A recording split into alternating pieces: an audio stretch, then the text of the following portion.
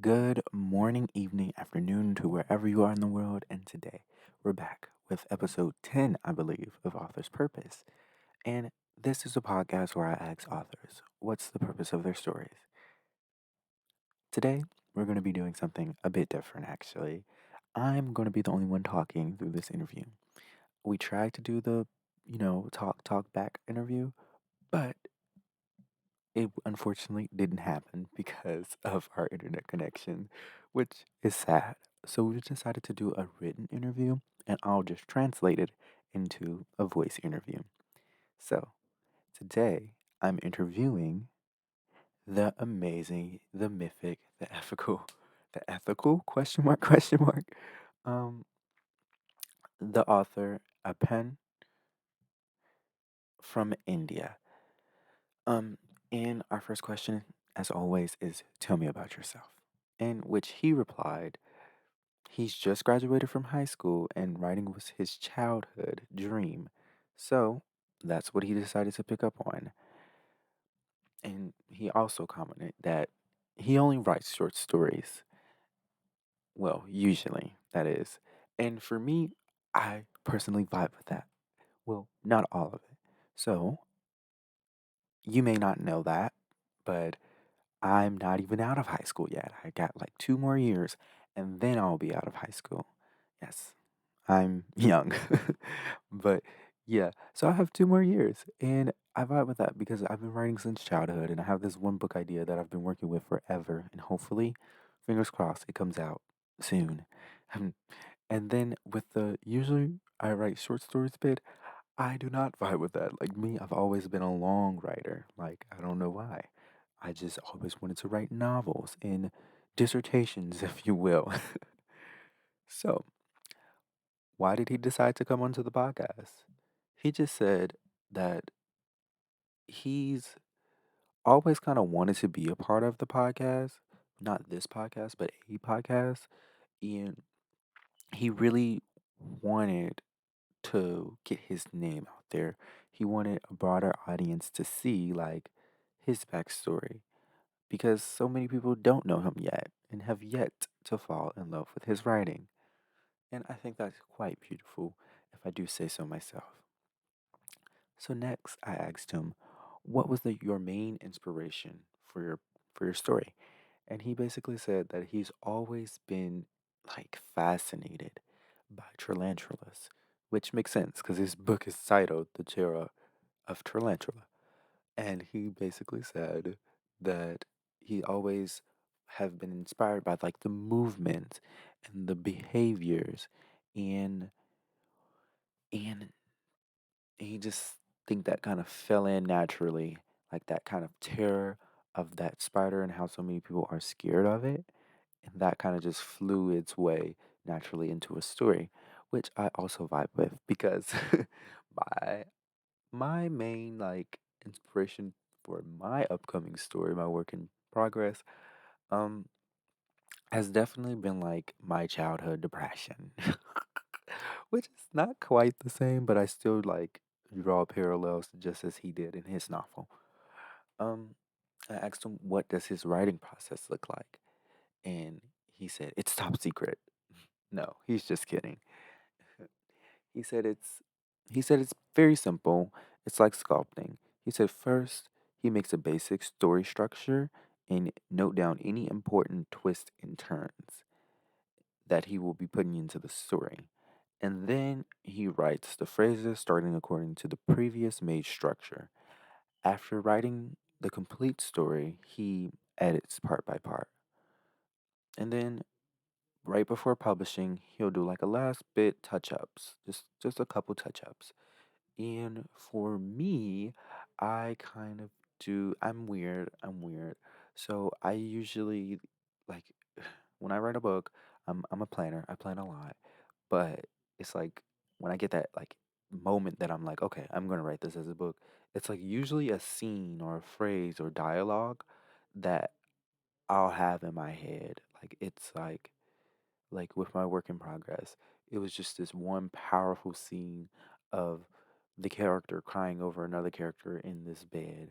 And I'm not going to tell you what all of that means, but that was the powerful scene that I first scene like so vividly in my head. And I write that down and then I do everything he said. So pretty similar, pretty similar. I asked him, what is his writing weakness? And he responded, grammatical mistakes were always a constant weakness in my writing. Even Even now, I have an editor friend just to check grammatical mistakes before publishing each part of the story.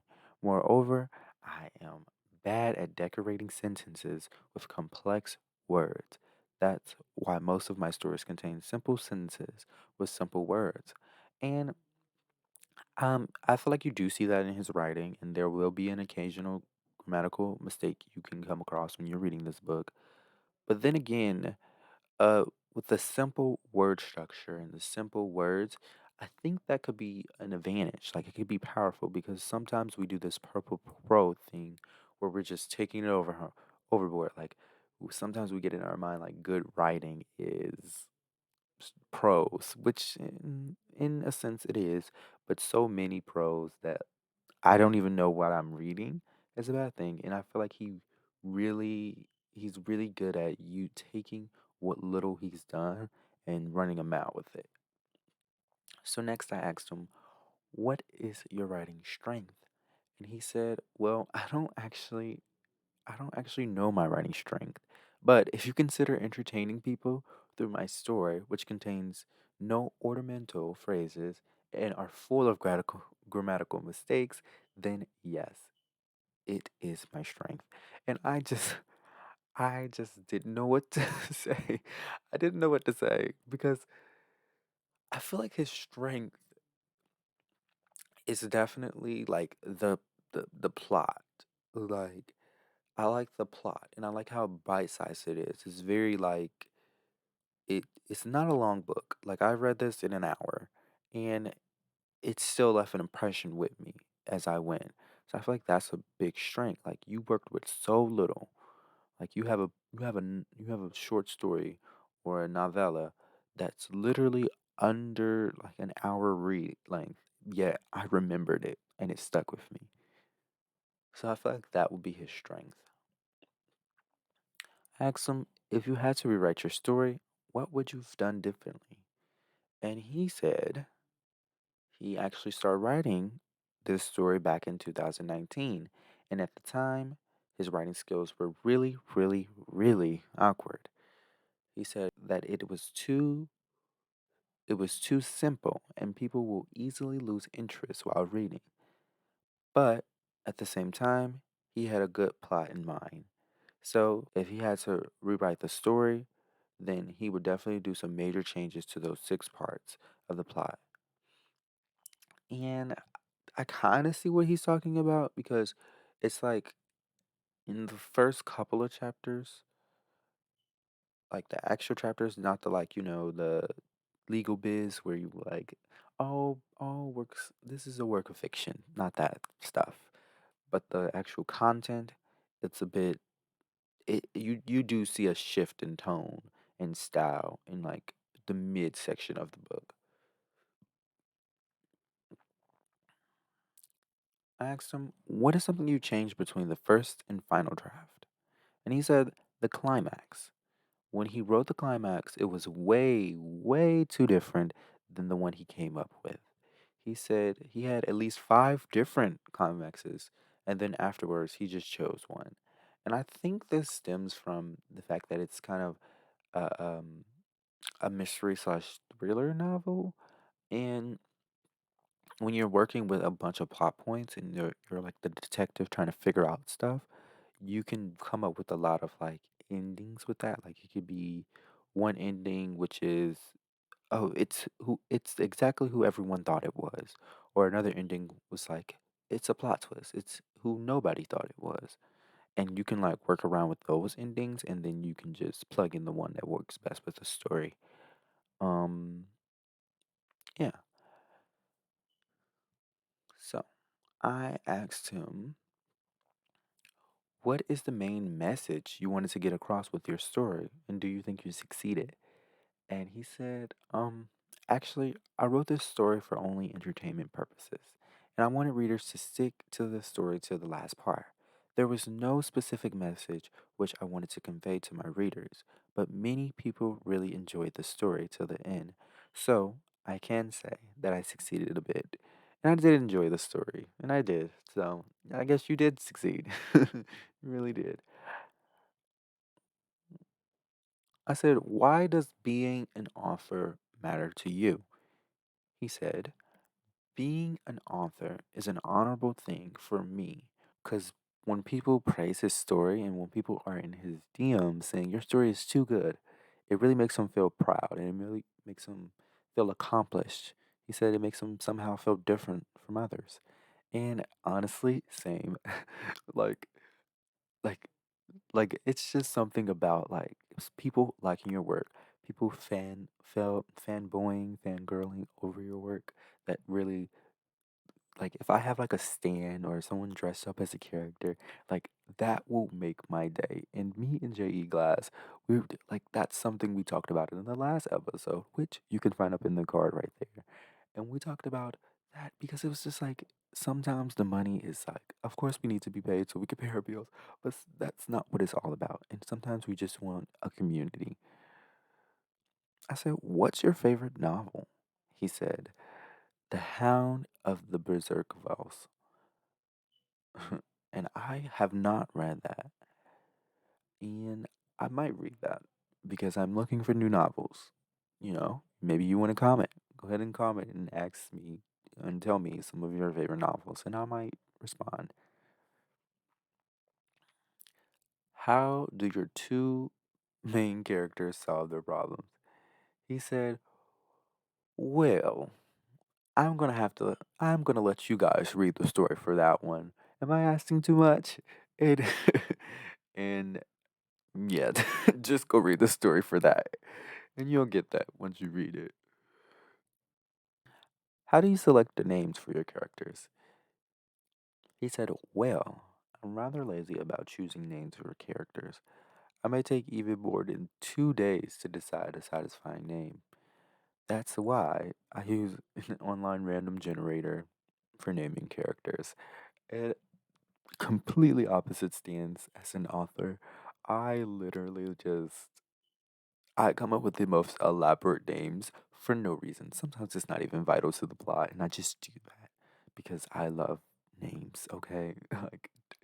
like especially when like the character does something or is something and the name directly correlates. I eat that. Like most of my characters have a name for a reason, which is weird because that's just weird. It takes up a lot of writing.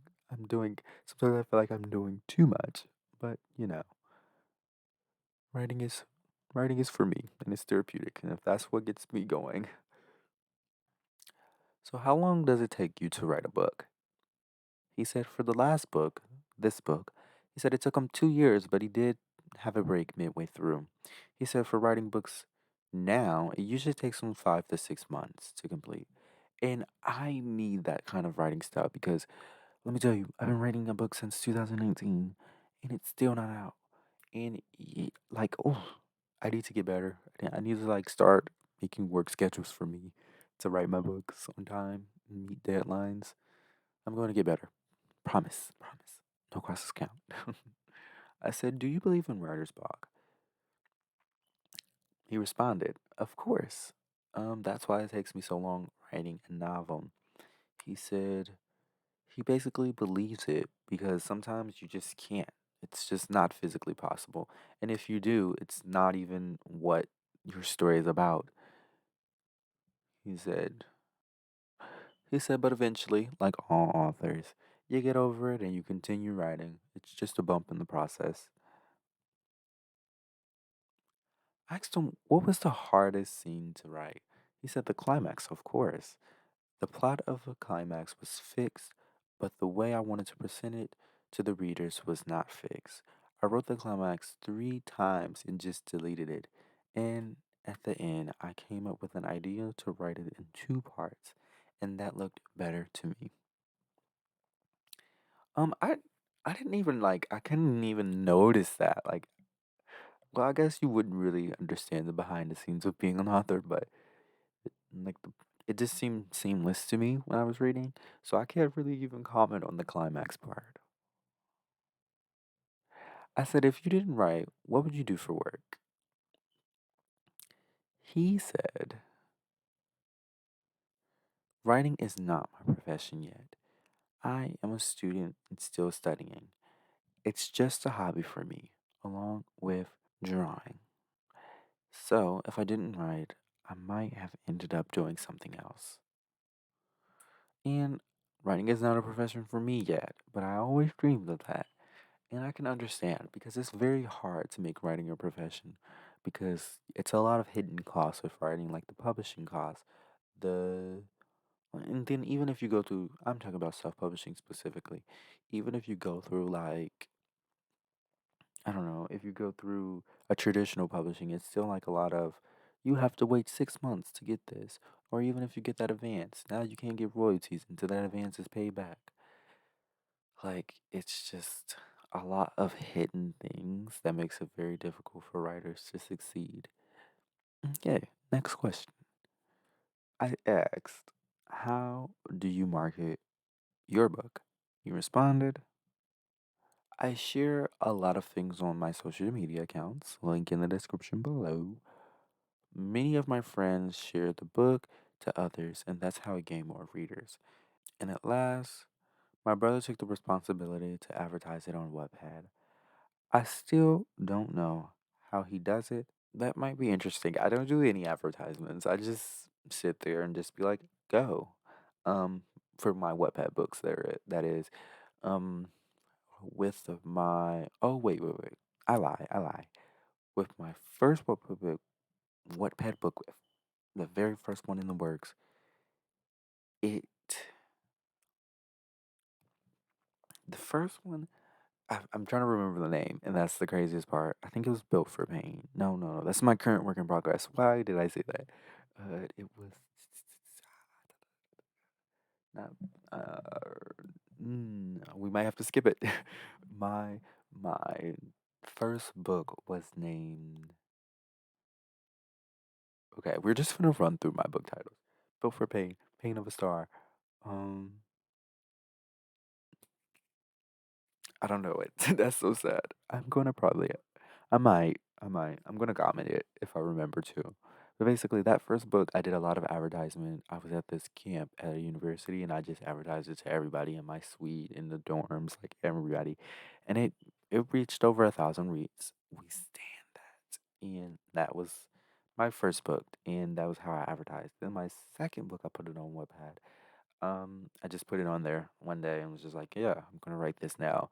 And then my latest book, I am doing some advertisements. I'm doing just some hints. Like this podcast, sometimes I'll talk about it. Um, and sometimes I mention it at school, but I'm in the final phases and I'm so mad at myself because even though I'm in those final stages, I was like, what if I just change this one little plot point? It won't affect the story too much, and no, I think it will. So I might be redrafting a lot of my novel, but we're not going to talk about that. We just talked about that, but still. Um. Okay. So that was his answer, and for our next question, I asked him how. I asked him what are some future projects we can expect from him, or something you're currently working on. And he responded that he is currently working on a book titled Our Destiny Against Us, which will be in a sci fi romance kind of genre. And he said, I will start writing the second part of the Detective Fisher trilogy soon. And finally, there may be a book on friendship, all in the near future. So that was kind of the written interview aspect of this interview I did with the author of The Terror of Tarantula. And I just kind of want to know if you guys kind of like this style. Please be like, yeah, we can do this again. No, never do that again. Or yes, we need to just work through some things. I definitely would recommend that you go find his links in the description below and give it a read. Um, well, thank you, and have a nice life, I guess.